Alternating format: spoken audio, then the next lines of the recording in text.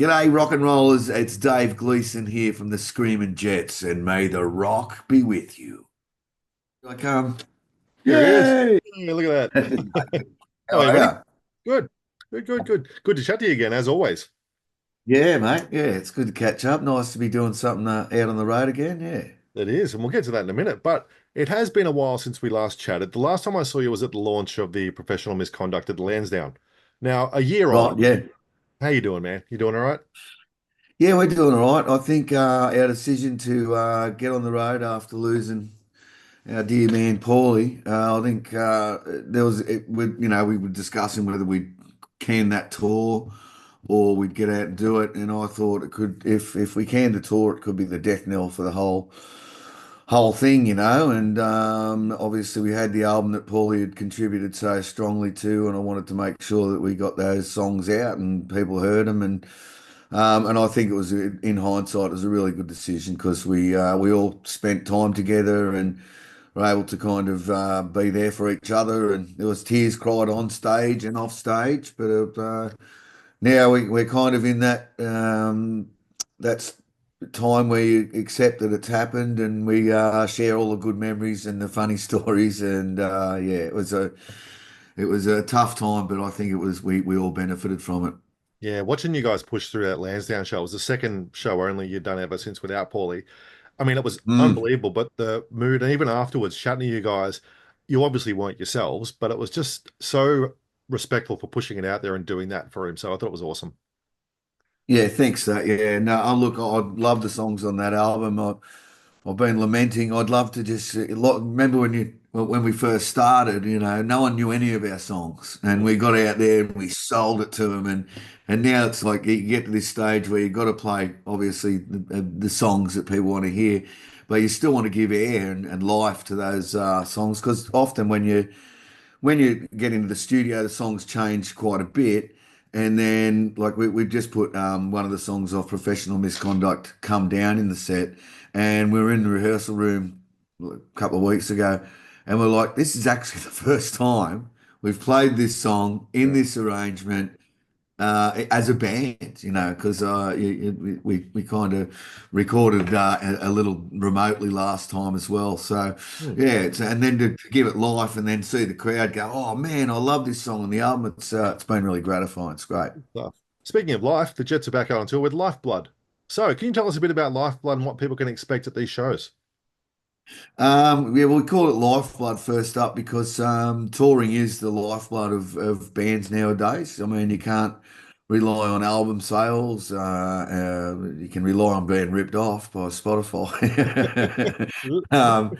But you can't. So getting out there on the road and playing live and having that interaction with the fans and letting them know that we're still a driving force is kind of what it's about. We're doing some all ages shows on this tour, which Nice. is fantastic because my son is 16, my daughter's 20, and that age group loves 90s Oz rock. They really kind of have a reverence for it that it's a pretty pretty nice to get the accolades from the kids and stuff like that. And Jimmy, our guitar player, he teaches guitar, and people aren't coming in and wanting to know the new riff or whatever because there's very few new riffs out there Yep. nowadays.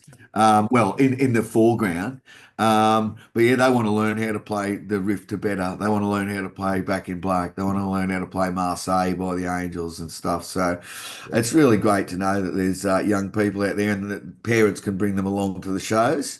And of course, we did a bit of a deep dive through the back catalogue. We've released over 100 songs over the years, and you know, so when you're only doing a set that's got 20 in them, you can kind of move a few around. So yeah, it was nice to put a few songs in we haven't played for a while. That sounds awesome, man. Now, of course, we get to see you up on stage all the time, but what's your favorite thing to see from the stage looking at us?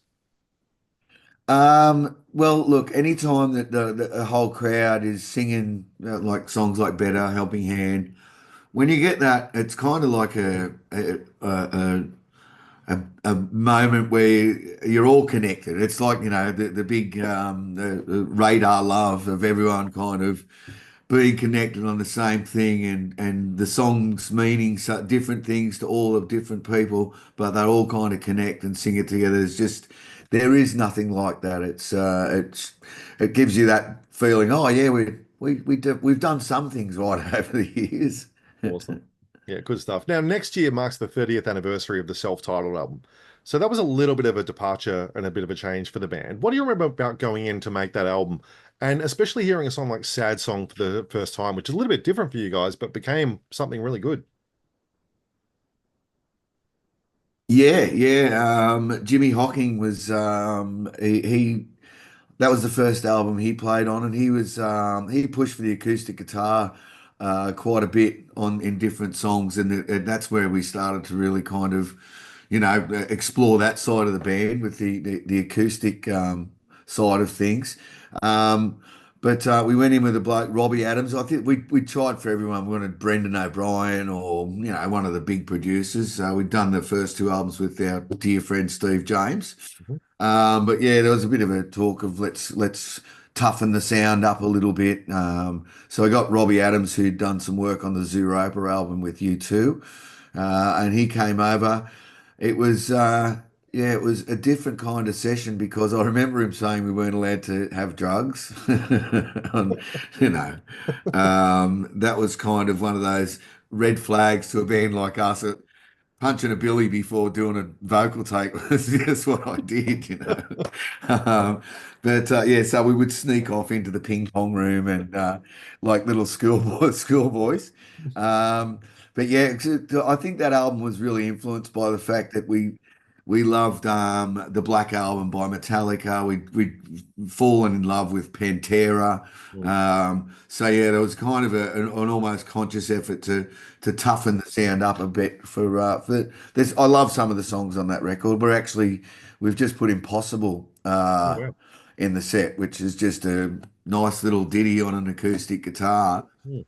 that Grant Walmsley wrote. So yeah, there's songs on that album that we've had in the set over the years, and they fall in and fall out. So and yeah, 30 years of that album. I can't believe it. I know. I Unreal. mean, we're all getting old, man. It's crazy. So bad. Now, has there been discussion about new music from the band? Yeah, we did a songwriting session a couple of weeks ago. We got come up with a few ideas. That's the other thing that becomes harder as you get older and people live in different states and stuff like that. Instead of just rocking around to your mate's house and writing a song together or having a rehearsal there, it costs $1,000 or more to get us all in the same room. Mm. So yeah, it's something that you miss, and of course, when you're on the road and the last thing you kind of want to do, knowing you got a sound check in the arvo and then do the show, you kind of you're tapped out for your creative juices, I think. So it can be a bit difficult to ride on the road as well. So we do have to make time to do it. But yeah, there's definitely that's the other lifeblood of the band is to keep creating new music and keep trying to find those songs. We're still trying to get the big one. Still trying to get the one that connects with a lot of people around the world, and that's kind of what you strive for. Awesome. I love that. Now, when we last spoke here, it was November of 2020. And of course, we know how everything changed, right? What, if anything, did you learn as a band from that shitty experience that has remained something you continue to do today? Well, definitely the remote keeping in touch. I mean, we generally have a band meeting once a week just to kind of talk about what's coming up and any issues that we might have. Because I hated band meetings. Oh, mate, for years and years, I was like, I'm not going. What are you? We're just going to bang on about crap. But it became a real kind of lifeline for the band to stay in touch. And then we have also found out that we can share ideas around remotely as well now, and that's something that we're much more attuned to do now. As far as live, I reckon every night I get out there, I just think do it as hard as you can, Dave. You never know what's going to happen. Yep. So get out there, leave it all on the stage, and yeah, that was definitely something that re-inspired me about connecting with live audiences was having them taken away from us, and then Mm. getting back to them and realizing you're there to just give it everything you got. Yep. I remember it's so much better because I used to hate doing phoners because you got to type them up. These things are so much better now that we get to Yeah. do this. Yeah, yeah. I obviously working with Triple M. There's they always or my producer always replays my interview with Dave Grohl, which was mired in terrible. I couldn't hear him, and then I could hear like echoes of. So in my 5 minute interview, I got to ask him about 4 questions because of all the technical difficulties. But I'm all over it now. All over it. Now, obviously, since you step aside from the Angels, what did that decision do allow you to do with the Jets that you may have put aside before? Definitely more songwriting for the Jets. Once again, be bouncing between the two bands and doing other stuff as I was you're all tapped out creatively just because you're constantly having output. So yeah, it freed me up to start getting back into songwriting again. Nice. I've got a property and right now is the time where we've got about 3 days left to burn everything. So it's freed me up to help out around the place too, because often my brother-in-law looks at me like, you hopeless bum musician, keeping odd hours and thinking that doing interviews is work. um, Love it. yeah, but it's given me time to get on top. I do love living out on the property and getting out the tools and the chainsaws and whatnot and having a go around the place. Lovely. Love that. Now, looking back over your career, what's the best piece of advice that you got that you still refer to back to this day? I used to bag a lot of bands, Troy, Mm. because I was in. I always felt like we were in like a mortal combat with them, and it's like us against them. And well, I want to get my songs famouser than your songs and stuff like that. And so after I'd come off stage and I'd been bagging, I don't know who it was, probably Nirvana or something, someone bigger than me. Um, John Woodruff said he was the manager of the Angels and the Baby Animals. He said you can't do that because you're putting people offside who want to see you and enjoy your band, but they might like those bands that you're talking about, and then you're losing people because they're going, "Oh, well, I'm not aligned with this guy," and that's something I kind of I always take with me. It's like even though we all come together on some bands, we might be like diametrically opposed on other bands. When I met my wife, she was into Duran Duran and all this garbage. But funnily enough, I for some reason was a massive Thompson Twins fan. I Similar. just loved that Into the Gap record that they brought out, and she loved it too. So there was, apart from me liking bands that she thought, she hates Pink Floyd and she hates Supertramp. Um, but yeah, we were able to meet on that one, and I think that's important when you do meet up and have like meeting of the minds and likenesses with music and stuff like that. That doesn't mean that you're going to like all the same bands. And yes, John Woodruff, I'm eternally grateful. Absolutely love that. Now, if there was ever a documentary or a biopic kind of thing made about the Screaming Jets, what would you want it to be called? Kiss me between the hangers. I'm afraid, Outstanding.